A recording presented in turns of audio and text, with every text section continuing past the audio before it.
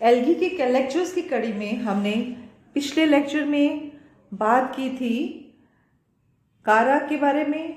हमने उस लेक्चर में जो टॉपिक्स डिस्कस करे थे वो इस प्रकार के थे। उसमें हमने कारा की सिस्टमैटिक पोजीशन, उसकी अकरेंस, उसका वेजिटेटिव स्ट्रक्चर, किस प्रकार से इसमें मेन एक्सिस और लिमिटेड ग्रोथ और अनलिमिटेड ग्रोथ वाली शाखाएं पाई जाती हैं या शूट्स पाई जाती हैं, इसका सेल का स्ट्रक्चर किस प्रकार से है और इसमें वेजिटेटिव रिप्रोडक्शन कितने प्रकार का होता है, इसके बारे में हमने अध्ययन किया था।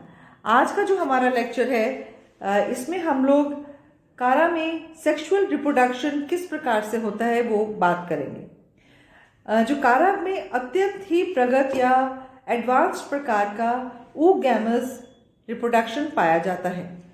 और अगर हम लोग इसके जो सेक्स ऑर्गन्स की बात करें तो वो संरचना या उनके स्ट्रक्चर की दृष्टि से ये जितने भी एल्गिल हम लोग पढ़ेंगे उसमें ये सबसे अधिक जटिल प्रकार का स्ट्रक्चर पाया जाता है।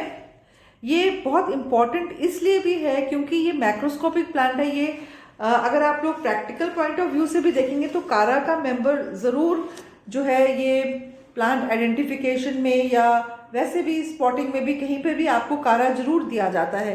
तो इसका सेक्स ऑर्गन्स जो है वो बहुत इंपॉर्टेंट है, उनका स्ट्रक्चर बहुत इंपॉर्टेंट है। इसको आप लोग ध्यान से समझने की कोशिश करिए। इसमें जो मेल सेक्स ऑर्गन है उसको या जिसको हम लोग पुंधानी भी कह सकते हैं उसको ग्लोब्यूल कहा जाता है, और जो फीमेल सेक्स ऑर्गन है उसको न्यूक्यूल कहा जाता है। और ये दोनों ही स्ट्रक्चर्स जो हैं वो मैक्रोस्कोपिक होते हैं, मतलब हमें अपनी नग्न आंखों से ये स्ट्रक्चर को हम लोग देख सकते हैं।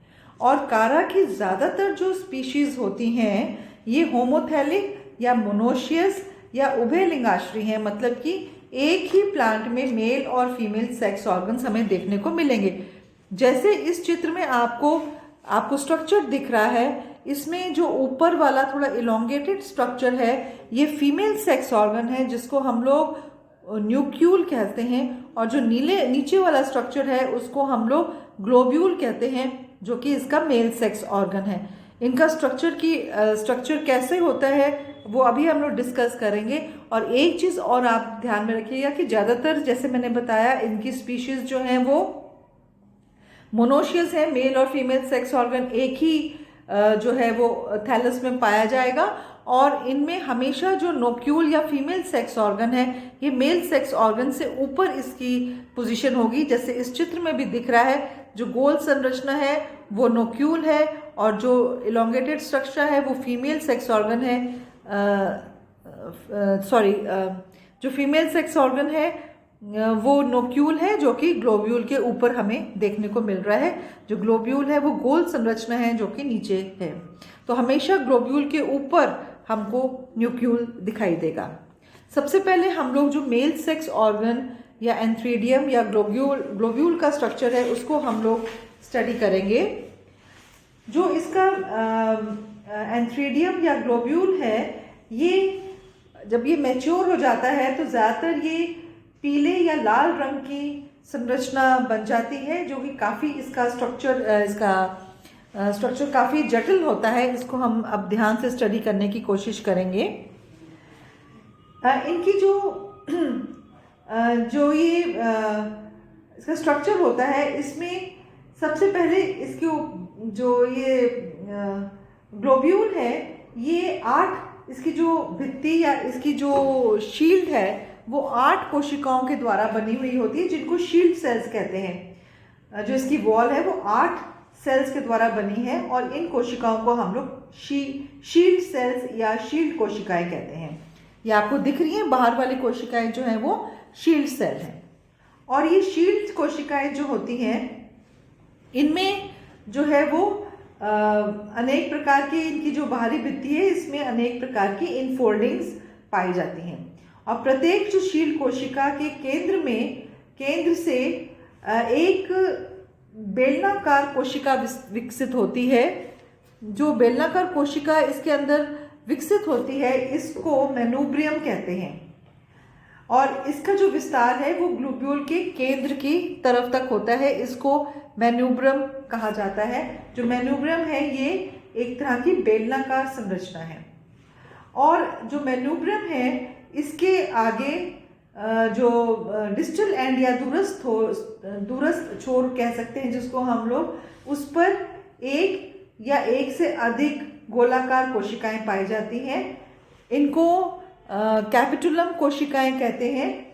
जो प्राथमिक कैपिटुलम कोशिकाएं पाई जाती है और इन कोशिकाओं के विभाजन से द्वितीयक या सेकेंडरी कैपिटुलम कोशिका का निर्माण होता है।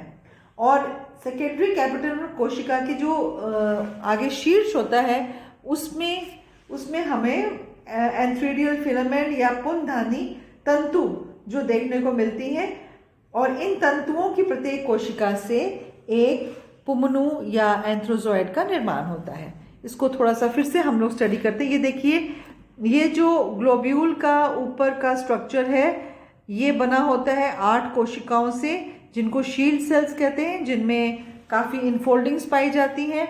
अब इधर देखिए, प्रत्येक शील्ड सेल जो है उसमें उसके अंदर की तरफ एक मेन्यूब्रियम जा रहा है। देखिए ये इधर आप देख लीजिए नीचे, इसको थोड़ा ध्यान से देखिए, ये वाला डायग्राम देखिए, ये नीचे की तरफ शील्ड सेल है, उसके बीच में से जो कोशिका जो सेंटर की तरफ जा रही है उसको मेन्यूब्रियम कहते हैं। मेन्यूब्रियम के ऊपर जो कोशिका है उसको प्राइमरी कैपिटुलम सेल कहते हैं। प्राइमरी कैपिटुलर सेल डिवाइड करके सेकेंडरी कैपिटुलर सेल का निर्माण करेगी, ये देखिए आपको दिख रहा है। और इसके आगे आपको एंथ्रीडियल फिलामेंट्स का निर्माण होता दिखाई दे रहा है। और ये एंथ्रीडियल फिलामेंट्स जो हैं ये जो है वो एंथ्रोजॉइड या पुमनु का निर्माण करते हैं। इस प्रकार से प्रत्येक ग्लोब्यूल में बहुत सारी जो है वो एंथ्रोजॉइड्स का निर्माण होगा, जिसको करीब 20,000 से लेके 50,000 तक एंथ्रोजॉइड्स का निर्माण हो सकता है। तो ये फिर से देख लीजिए, ये आपको दिख रहा है, शील्ड सेल्स दिख रहा है, मेन्यूब्रियम दिख रहे हैं, मेन्यूब्रियम है ये सेकेंडरी, प्राइमरी और सेकेंडरी कैपिटुलम, और उसके आगे आपको एंथ्रीडियल फिलामेंट्स का निर्माण होता दिखाई दे रहा है। और जो ये स्ट्रक्चर है, ये स्ट्रक्चर इसके एंथ्रोजॉइड का है। तो जो इसमें एंथ्रीडियल फिलामेंट का प्रत्येक सेल एंथ्रोजॉइड में कन्वर्ट हो जाता है, और ये एंथ्रोजॉइड जो होता है जब ये परिपक्व कंडीशन में ये दीर्घित और सर्पिल या स्पाइरली कॉइल टाइप का और द्विकशाभिक या बायफ्लैजिलेटेड संरचना होती है। तो ये तो हो गया ग्लोब्यूल के बारे में। अब हम लोग बात करते हैं oogoneum या न्यूक्यूल के बारे में। ये न्यूक्यूल भी मैक्रोस्कोपिक या स्थूलदर्शी स्ट्रक्चर है। जैसे मैंने आपको बताया था, हमें ये नग्न आंखों से दिखाई दे सकती है। ये अंडाकार संरचना होती है। इसकी इसके छोटा सा इसमें व्रंत पाया जाता है, और ये लिमिटेड या सीमित वृद्धि वाली शाखाओं की जो नोड्स हैं उसके ऊपर इसका निर्माण होता है। और जैसे मैं आपको पहले भी बता चुकी हूँ कि इनकी पोजीशन ऐसे होती है कि जो न्यूक्यूल होता है वो ऊपर होता है और उसके नीचे ग्लोब्यूल पाया जाता है, जैसे इस चित्र में भी हमें दिखाई दे रहा है। अब हम लोग बात करते हैं नोक्यूल के स्ट्रक्चर के बारे में। नोक्यूल में 5 ट्यूब सेल्स पाए जाते हैं, और ये ट्यूब सेल्स जो होती हैं ये थोड़ी सी स्पाइरली कॉइल होती हैं, क्लॉकवाइज या दक्षिणावर्त क्रम में ये लगी हुई होती हैं। और ये जो है वो 5 जो नलिकार या ट्यूबुलर कोशिकाएं होती हैं, ये जो न्यूक्यूल है इसका आवरण से ढकी हुई होती हैं।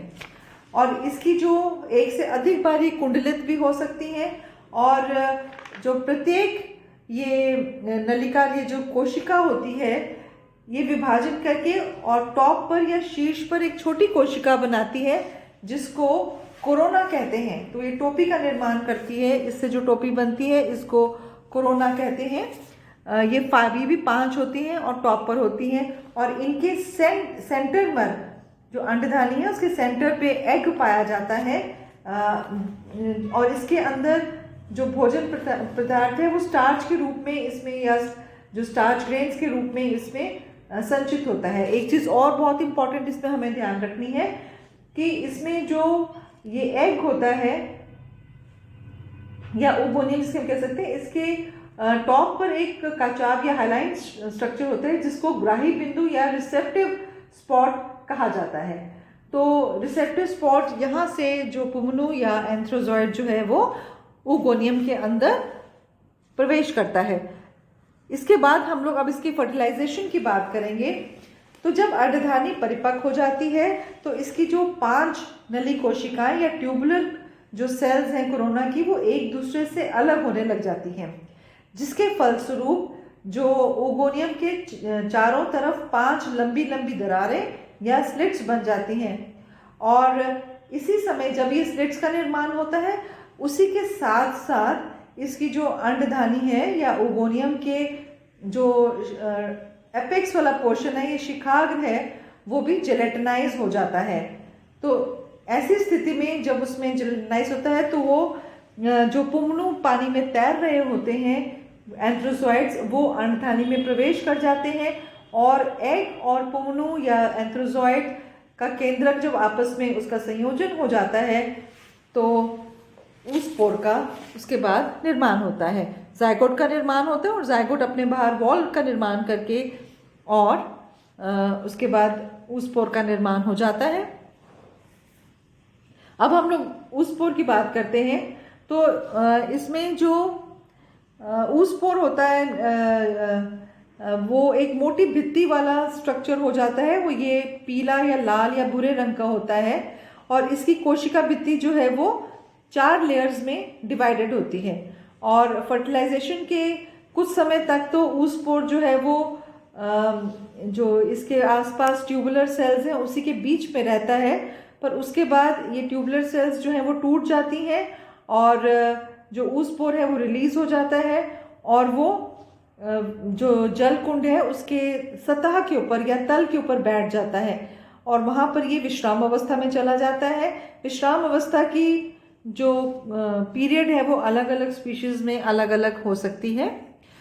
उसके बाद जो रेस्टिंग पीरियड के बाद इसका जो जर्मिनेशन होता है, ऊस्पोर का या जायगोट का जब जर्मिनेशन होता है तो इसमें क्या होता है, उसके जो इसका डिप्लॉयड, क्योंकि ये एग और एंथ्रोजॉइड के फ्यूजन से जायगोट का निर्माण होता है, तो जायगोट का जो न्यूक्लियस होता है वो डिप्लॉयड होता है। तो इसका जो डिप्लॉयड न्यूक्लियस है वो टिप की तरफ चला जाता है, ये शिगाग्र की तरफ चला जाता है। फिर इसमें अब क्या होगा, रिडक्शनल डिवीजन होगी। रिडक्शनल डिवीजन होने से क्या होगा कि इसके अंदर 4 हैप्लॉइड न्यूक्लियस का निर्माण होता है और इसके बाद इसमें एक ट्रांसवर्स डिवीजन हो जाती है, जिसकी वजह से 2 कोशिकाओं का निर्माण होगा। जो टॉप की तरफ या ऊपर की तरफ जो कोशिका है वो छोटी सी है और मसूराकार लेंटिकुलर शेप की है और उसके अंदर एक न्यूक्लियाई हो जाएगा, जबकि बेस वाली जो कोशिकाएं हैं वो बड़ी कोशिका है और उसके अंदर 3 हैप्लॉइड या अगुणित न्यूक्लियस आ जाएंगे। अब जो ऊपर वाली कोशिका है इसमें एक विभाजन होगा, उद्रक विभाजन होता है, जिसमें एक राइजोइडल इनिशियल सेल और एक प्रोटोनिमल इनिशियल सेल का निर्माण होगा। तो आप देख लीजिए, एक प्रोटोनिमल इनिशियल सेल और एक राइजोइडल इनिशियल सेल का निर्माण हो गया। अब इसके बाद क्या होता है, ये दोनों ही कोशिकाएं जो हैं वो विपरीत या ऑपोजिट साइड्स में वृद्धि करने लग जाती हैं। जो राइजोइडल सेल है ये पॉजिटिव जियोट्रोपिज्म या धरती की तरफ इसमें ग्रोथ दिखाएगी, जो कि प्राइमरी राइजोइड का निर्माण कर देगी। और इसके विपरीत जो प्रोटोनिमल सेल, जो जैसे हमने यहाँ पे देखा था, प्रोटोनिमल इनिशियल सेल जो है वो नेगेटिव जियोट्रोपिज्म का निर्माण करके ऊपर की तरफ इसमें विकास होगा और ये हरे रंग का प्राइमरी प्रोटोनिमा का निर्माण करेगी। फिर उसके बाद ये जो तंतु है इसमें नोड्स और इंटरनोड्स में विभाजन शुरू हो जाएगा और जो नीचे वाले नोड्स हैं उसकी जो पेरिफेरल सेल्स हैं, उसकी जो परिधि कोशिकाएं हैं, उनमें से मूलाभास का निर्माण शुरू हो जाता है। तो राइजोइड्स का और द्वितीयक या सेकेंडरी लेटरल्स का वहाँ से निर्माण जो है वो स्टार्ट हो जाएगा। तो इस प्रकार से और जो ऊपर वाली जो नोड्स हैं उसमें से उसकी जो परिधि कोशिकाएं हैं उनमें से नए लेटरल्स का निर्माण होता है। इस प्रकार से नया जो है वो थैलस इस्टेब्लिश हो जाएगा। तो ये आप देख लीजिए जर्मिनेशन ऑफ जायगोट का, किस प्रकार से जायगोट का जर्मिनेशन हो रहा है। तो आज के लेक्चर में इतना ही। आज के लेक्चर में हमने कारा में सेक्सुअल रिप्रोडक्शन किस प्रकार से होता है उसका अध्ययन किया है। फिर से इसको रिवाइज करते हुए आगे हम लोग चलते हैं। इसमें सेक्सुअल रिप्रोडक्शन ओगैमस प्रकार का होगा। सेक्स ऑर्गन्स को हम लोग मेल सेक्स ऑर्गन को ग्लोब्यूल और फीमेल सेक्स ऑर्गन को न्यूक्यूल कहेंगे। ये जो है जो प्राइमरी लेटरल्स हैं या जो अनलिमिटेड ग्रोथ वाली शाखाएं हैं उनके जो नोड्स हैं उस पर ये पाए जाएंगे और हमेशा ग्लोब्यूल के ऊपर नोक्यूल जो है वो पाया जाता है। ज़्यादातर इसमें मेंबर्स जो हैं वो हमें मोनोशियस या उभयलिंगाश्री वाले दिखेंगे, जिसमें एक ही थैलस में दोनों सेक्स ऑर्गन्स पाए जाते हैं। ग्लोब्यूल का स्ट्रक्चर किस प्रकार से होता है इसको हमने डिटेल में स्टडी कर लिया और उसके बाद हमने ओगोनियम के बारे में पढ़ लिया, उनमें फर्टिलाइजेशन कैसे होता है और इनका जर्मिनेशन कैसे होता है। तो आज के लेक्चर में इतना ही। नेक्स्ट लेक्चर में जो आपका एक नया मेंबर है वो चिड़िया का अध्ययन करेंगे। Thank you.